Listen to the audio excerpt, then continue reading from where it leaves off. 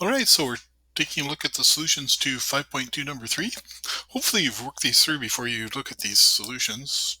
Oops, let me see if I can get that a little bit better there. Focus in. Nope, still focus. Focus. There we go. Okay. So we start off with our equilibrium, and I'll start off with the first one. And so it looks like x prime equals 0 if x is equal to 0, or if x minus 1 equals 0. And so that means x equals 0 or x equals 1. And so those are going to be two vertical lines, one at x equals 0 and one at x equals 1. Okay, now notice that this breaks the plane into three regions here. And so it's going to be handy to know what x prime is going to be in each of those regions.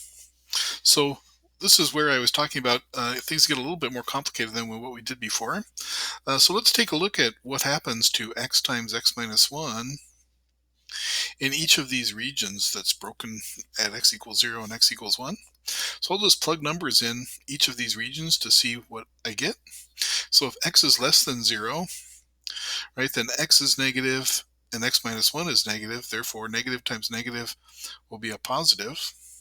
If I put in a number between 0 and 1, say 1/2, then this would be positive, that would be negative, and so that would be a negative. And if I put in a number bigger than 1, like 2, that would be 2 times 1, which is positive. And so we can transfer this information over here. If x is less than 0, I know that x prime is less than 0. And then, whoops, I meant to say greater than 0. And then in this region, x prime is less than 0. And in this region, x prime is greater than 0.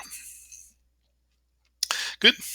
Now for the other graph, we have x squared minus y equals 0 means that y is equal to x squared. And so we just have that parabola again. Okay, and so again, the parabola breaks into two pieces. Remember that y prime is actually this expression, x squared minus y. So that breaks the plane into inside the parabola versus outside the parabola. So inside the parabola is a point like 0, 1.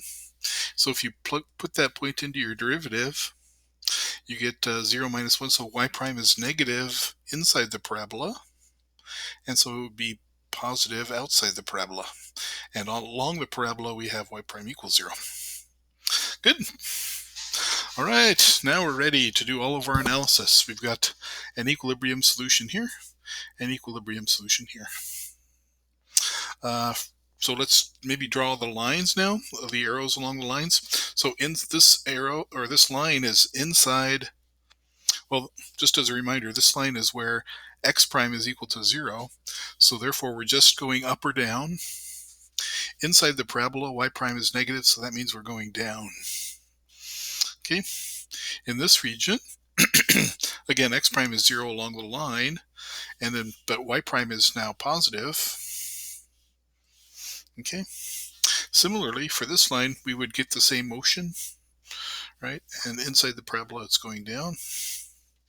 Very good. Now along the parabola is where y prime is 0. That means you're going straight across. And so you just need to fill in the arrowheads here. And so that's where this information comes in, because x prime is positive here. Positive, you could draw another one in there if you want. Negative in here. And so we're actually going in that direction, right?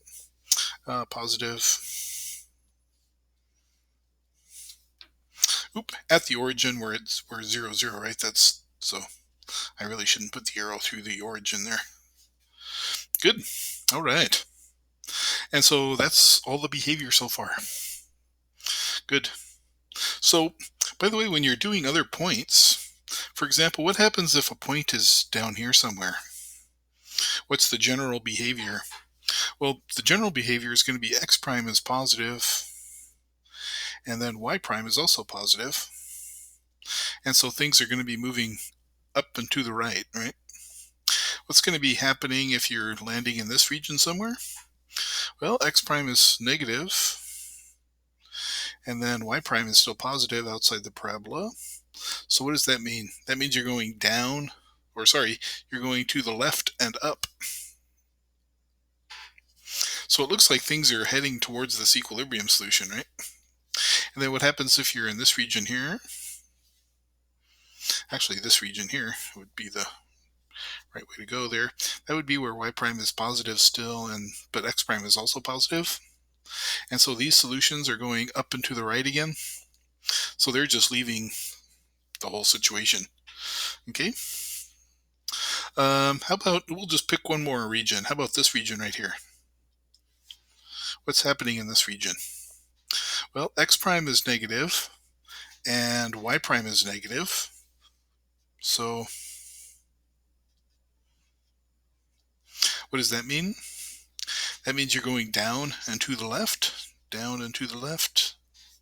So it looks like, yeah, things are heading towards this equilibrium solution here. And here we have down and to the right. Okay, good. So that's kind of in general what's happening. And then we wanted to take out some specific ones. What were they? I think they were -1, 0. So what happens if we start at -1, 0?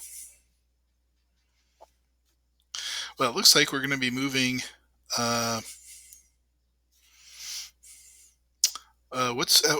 there it is. It's up and to the right.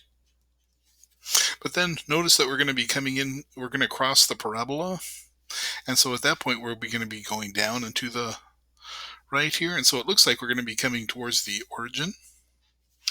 And so similarly, 0.8 and 0 was the next point. And so that would be about here.